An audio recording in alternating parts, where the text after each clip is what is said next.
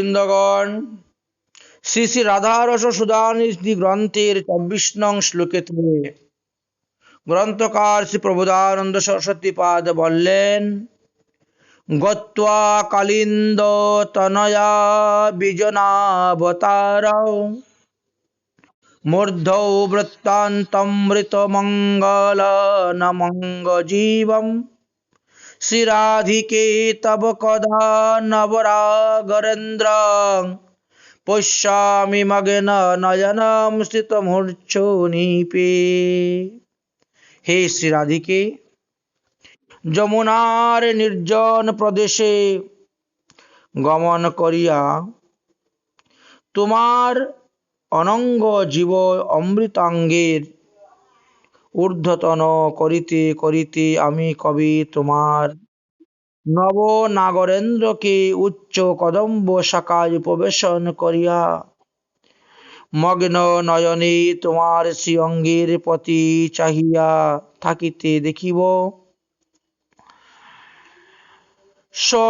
স্বরূপে আবিষ্ট শ্রীপাদ প্রবোধানন্দ সরস্বতী বেশ কয়েকটি শ্লোকে তিনি শ্রীমতী রাধারানীর উৎকণ্ঠাময়ী অবিসার লীলা স্ফুরণ প্রাপ্ত হইয়াছেন, স্ফূর্তি ভঙ্গেতে হাহাকার করেছেন।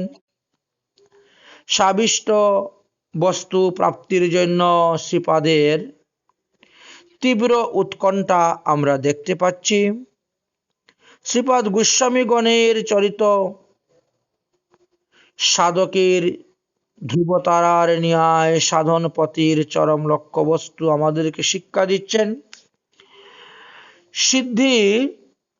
সিদ্ধে যাহা স্বাভাবিক, সাধকে তাহাই সাধনা। সাধককে এইভাবে জীবন কাটাইলে চলবে না। স্বাভাবিক বস্তু প্রাপ্তির নিমিত্ত একটু উৎকণ্ঠার প্রয়োজন, যেইটুকু গ্রন্থকার প্রবোধানন্দ সরস্বতী পাদ করিতেছেন, আমরাও সেইভাবে করতে হবে।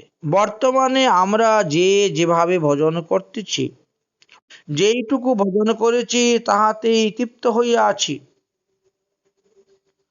প্রগতিশীল প্রেমবর্ধনের এইরূপ নিয়ম নয়। অতৃপ্তি ভক্তের স্বভাব। ভজনে তৃপ্তি আসিলেই বুঝিতে হইবে ভজনের পরমায়ু হ্রাস হইয়া গিয়াছে, ভজন বিগ্রহ নির্জীব হইয়া পড়িয়াছে। তখন গোস্বামী পাদগণের উৎকণ্ঠাময়ী ও লালসাময়ী স্তব স্তুতাদি শ্রবণ কীর্তন করিতে হইবে। মহাশক্তিশালী বাণী, মহাজন বাণী। এই মহাবাণীর শ্রবণ কীর্তনে সাধকের উৎকণ্ঠা ব্যাকুলতা উৎক্রমশ বৃদ্ধি পায়।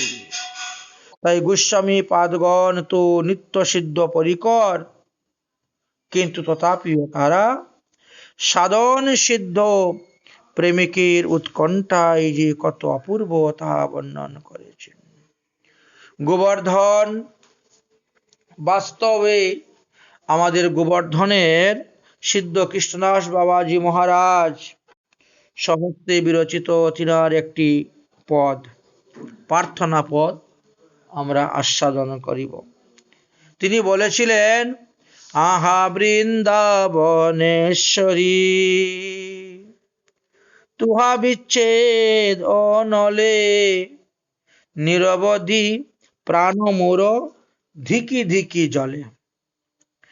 এই দুঃখ সাগর হইতে উদ্ধার করিয়া শ্রীচরণে রাখো মোরে কিঙ্করি করিয়া। হেন দিন কি হবে তব শ্রীমুখের বাণী, কর্ণেতে শুনিব আর নপুরের ধ্বনি। তোমার লাবণ্যামৃত নয়ন চষকে কবে বা করিব পান পরমানন্দ সুখে। আগ্রাণ করিব তব অঙ্গ পরিমল, পুলকে পূর্ণিত হবে মোর কলেবর। কবে তবু উচ্ছিষ্টামৃত দিবে কৃপা করি, পাইয়া কৃতার্থ হব এইসব কিঙ্করি, এই নব কিঙ্করি। তুমি মোর জপ তপ, তুমি মোর ধ্যান, জন্মবধি তোমা বিনা নাহি জানি আন। কান্তালি সহিত তুমি যথায় বিহার, কৃপা করি সেই স্থানে মুরে দাসী কর। কাদে দিন কৃষ্ণ দাস দম্তে তীর্ণ ধরি, অবিলাস পূর্ণ কর হেম গৌরী, অবিলাস পূর্ণ মোর কর হেম গৌরী। এইভাবে মহাজনগণের দশাময় পদ আস্বাদন করেছি বিশ্বকর্মা। এমন আশ্চর্য মহাজন গণের পদ পাইয়াও কিভাবে দিন কাটাইতেছি। প্রকৃত সাধন জীবনের পরিবর্তন আসিবেই, প্রাণ ব্যাকুল হবেই যদি এই সমস্ত পদ শোনা যায়। শ্রীপাদের কি হাহাকার, কবে তোমার সেই মধুর লীলা দেখিতে পাইব। দেখিতে দেখিতে স্ফূর্তি আসিল, শ্রীপাদ কিঙ্করী রূপে যাবটে নিজেকে শ্রীরাধার সন্নিহিত দেখিতেছেন। তখন তো গ্রীষ্মকাল। আজ প্রাতে শ্রীমতীকে যমুনায় স্নান করাইবার বাসনা আমরা পূর্বে আলোচনা করেছি। নির্জন যমুনার ঘাটে স্নান করাইলেন।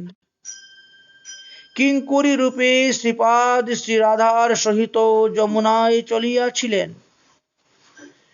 আর কোন সখী মঞ্জুরি সঙ্গে নাই। গমন ভঙ্গিতে কিঙ্করীর চিত্ত মুগ্ধ, চঞ্চল নয়নে চারিপানে তাকাইতেছেন। সুন্দর তো গতিবিধ লক্ষ্য করিবে না, নয়ন সুষমায় বৃন্দাবনী সুন্দর হইয়াছে। এদিকে নন্দীশ্বরে শ্রীকৃষ্ণ সখাগণের সঙ্গে গোদহন সমর্পণ করিয়া খেলার নিরত দিয়া করিয়াছেন। তখন শুকসারী শ্রীকৃষ্ণকে গোপনে সংবাদ দিলেন যে শ্রীমতী রাধারানী নির্জন যমুনার ঘাটে একাকিনী, তিনি একজন দাসীর সহিত স্নান করতে গমন করিয়াছেন। শ্রীকৃষ্ণ সেই সংবাদ পাইয়া সখাগণের নিকটে একাকী নন্দীশ্বরের সন্নিহিত উদ্যানের শোভা দর্শনের ছল করিয়া অপূর্ব যমুনার সেই নির্জন ঘাটে গিয়ে একটি উচ্চ কদম্ব বৃক্ষে আরোহণ করিয়া ঘন সন্নিবিষ্ট পল্লবান্তরে আত্মা সংগোপন করিয়া আছেন। এদিকে শ্রীমতী কিঙ্করীর সহিত সেই যমুনা ঘাটে পৌঁছিয়াছেন। এরকম আওয়াজ হয় না, সুতাদি ভালো করে বেঁধে বাজাও বাবা। সুকুমার দেহ গমন শ্রমে পরিশ্রান্ত, একটি রত্নময় সোপানে আলোলায়িত দেহে বসিয়াছেন। শ্রীঅঙ্গের স্বর্ণ সৌন্দর্যের যমুনার ঘাট আজ আলোকিত হইয়াছে। যমুনার নির্দর্শনে শ্যাম সুন্দরেরও উদ্দীপন জেগেছে। শ্রীমতী শ্রীকৃষ্ণ প্রেমে বিভস, অন্তর বাহির কৃষ্ণময়। শ্যামসুন্দর গোপনে উচ্চ বৃক্ষচূড় হইতে ভাবের মূর্তি মাধুর্য অবাধ্যে আস্বাদন করিতেছেন।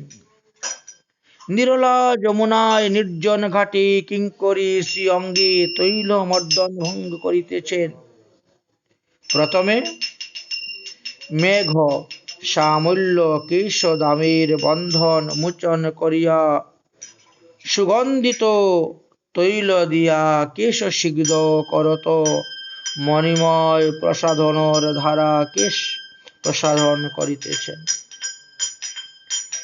এক একটি কেশ কোটি কোটি প্রাণের তুল্য, কতই মরমের সেবা।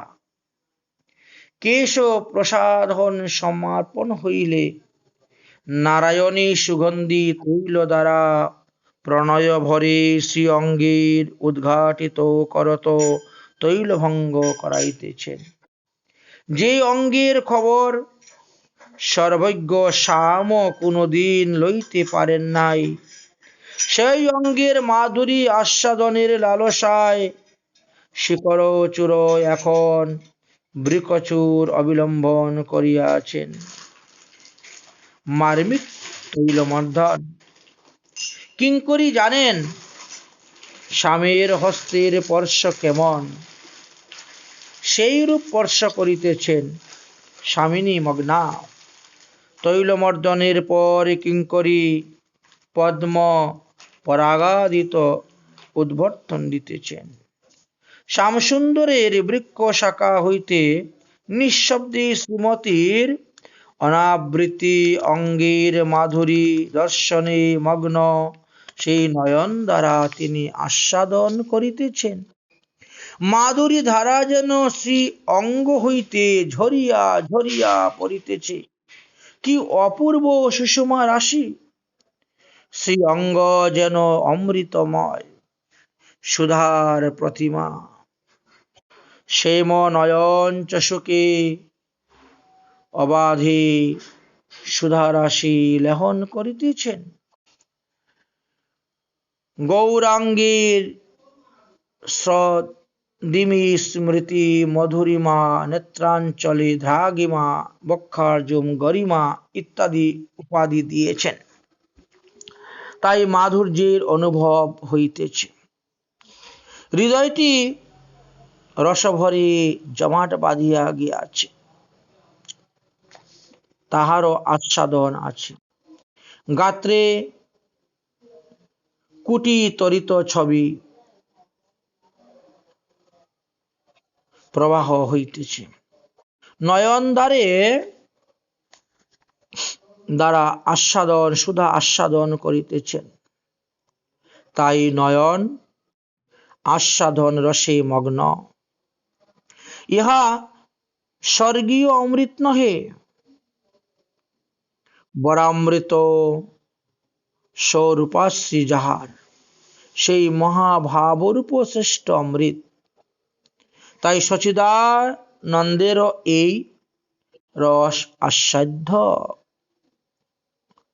শ্রী চৈতন্য চরিতামৃতে এই বিষয়ে আলোচনা করা আছে। মহাভাব চিন্তামণি শ্রী রাধার স্বরূপ। স্বীয় অঙ্গমাধুরী অমৃত দ্বারা নিজের অজ্ঞাত সারে শ্যামসুন্দরীর অপূর্ব আরাধনা, তাই রাধিকা নামের সার্থকতা। শ্রী অঙ্গের অপর একটি বিশেষণ দিয়েছেন অনঙ্গ জীবনম। অনঙ্গকে সাঙ্গ করিয়া সঞ্জীবিত করেন, তাই অনঙ্গ জীবম। অনঙ্গ বিশ্ব মানবের অন্তরে নিজেন্দ্রিয় চরিতার্থ রূপে স্বার্থ সিন্ধু প্রকাশ করেন, তাই কৃষ্ণ ভক্ত মহৎগণ ভজনের প্রারম্ভে অনঙ্গের সম্পর্ক ত্যাগ করার চেষ্টা করেন। বিশুদ্ধ প্রীতির সহিত যোগ না হইলে অনঙ্গের ওই নিন্দাবাদ দূরীভূত হয় না বা অনঙ্গ সঙ্গতা লাভ করে না। শ্রী রাধার প্রেম সর্বপ্রকার উপাধি রহিত বলিয়াই তাহার প্রতিপূর্ণ শ্রীকৃষ্ণ বিলাসে অনঙ্গের আলিঙ্গনাদিতে অঙ্গ প্রকটিত হওয়ায় তাহার যেন অনঙ্গ রূপ কলঙ্ক দূরীভূত হইয়াছে এবং তিনি যেন অঙ্গের সহিত জীবন লাভ করিয়া ধন্য হইয়াছেন। শ্রী রাধার শ্রী অঙ্গ দর্শনে অপ্রাকৃত নবীন মদন অনঙ্গ মোহনের অন্তরে মদনের ক্রিয়া যেন প্রাণবত হইয়া উঠিয়াছে, তাই শ্রী অঙ্গ এক্ষণে অনঙ্গ জীবম। তাৎপর্য হলো এই যে শ্রীধাম বৃন্দাবনে তো অপ্রাকৃত, শ্রীধাম বৃন্দাবনে প্রাকৃত মদন নাই, এখানে অপ্রাকৃত মদন। তাই অপ্রাকৃত মদন গোপালই অপ্রাকৃত নবীন মদন, যিনি প্রাকৃত এবং অপ্রাকৃত কন্ধর্পের নিধান। সহজ মধুরতর অপার লাবণ্যামৃতির কল্লোলিত স্নিগ্ধ স্বরূপ। কিন্তু শ্রী ব্রহ্মা যেমন বৃন্দাবনে শ্রীকৃষ্ণের স্তুতি প্রসঙ্গে বলেছিলেন, ব্রজবাসী গণের একাদশ ইন্দ্রিয়ে আমরা একাদশ দেবতা, তোমার মাধুর্যামৃত আস্বাদনে ধন্য হইতেছি। যদিও পরিকর ব্রজবাসী গণের চিন্ময় বিগ্রহের প্রাকৃত দেবতার নিবাস নাই, তবুও যেন সাদৃশ্য ব্রহ্মা ঐরূপ বলিয়াছেন। সেই প্রকারে শ্রীধাম বৃন্দাবনের প্রাকৃত অনঙ্গের স্থান না থাকিলেও শ্রীমতীর শ্রী অঙ্গ দর্শনে শ্রীকৃষ্ণের মদন বিকারীর উৎপ্রেক্ষতা শ্রী অনঙ্গকে অঙ্গ জীবম বলা হইয়াছে। অথবা শ্রী অঙ্গ অপ্রাকৃত নবীন মদন শ্রীকৃষ্ণ ওই জীবাতু, তাই অনঙ্গ জীবম। এই শ্রী অনঙ্গের সৌন্দর্য মাধুর্যই অপ্রাকৃত নবীন মদনের যত কিছু মহত্ব, নচেত তার মহত্বের চরম পরাভাব। রাধা সঙ্গে যদা ভাতি তদা মদন মোহন, অন্যতা বিশ্ব মোহনাপি তৎ মদন মোহিত। শ্রীকৃষ্ণ যখন শ্রী রাধার সঙ্গে থাকেন তখনই তিনি মদন মোহন, কিন্তু শ্রী রাধার নিকটে না থাকিলে বিশ্বমোহন শ্রীকৃষ্ণ মদন কর্তৃক মোহিত হন। চরি গোপী মনোরথে মনমতে মনমথে নাম ধরে মদন মোহন। চৈতন্য চরিতামৃত গ্রন্থে তা উল্লেখ করেছেন। মদন মোহনের মন মোহিনী শ্রী অঙ্গ তাহার জীবনপ্রদ। অমৃত পানে যেমন মুমূর্ষ ব্যক্তির প্রাণ প্রাপ্ত হইয়া সজীবিত হয়, সক্রিয় হয়ে ওঠে, তেমনি মদন দহের মুমূর্ষে শ্রীকৃষ্ণ যাহার অঙ্গ সঙ্গ লাভ করিয়া সজীব ও সক্রিয় হয়ে ওঠেন, তিনি হলেন শ্রীমতী রাধা রানী। তাই রাধা রানীকে বলা হয়েছে শ্রীকৃষ্ণের জীবন। মোর অঙ্গ সঙ্গ পাশে লালসা পাইয়া বৈশে, রসে পুহু বলে জিলু জিলু, নিজ অনুগত জনে গুনিয়া রাখিহ মনে, এই তনু তোমারে দিলু দিলু। এইভাবে মহাজনগণ শ্রীমতী রাধারানীর ভাব পদরূপে কীর্তন করেন, শ্রী গোবিন্দের ভাব পদরূপে কীর্তন করে গিয়েছেন। সহসা কিঙ্করীর দৃষ্টি শ্যামসুন্দরের দিকে পড়ে গেল। কিঙ্করীর নিকট করজোড়ে শ্যামসুন্দর প্রার্থনা করছেন, কিঙ্করী তুমি কিছু বলো না, একটু আমাকে আস্বাদন করতে দাও।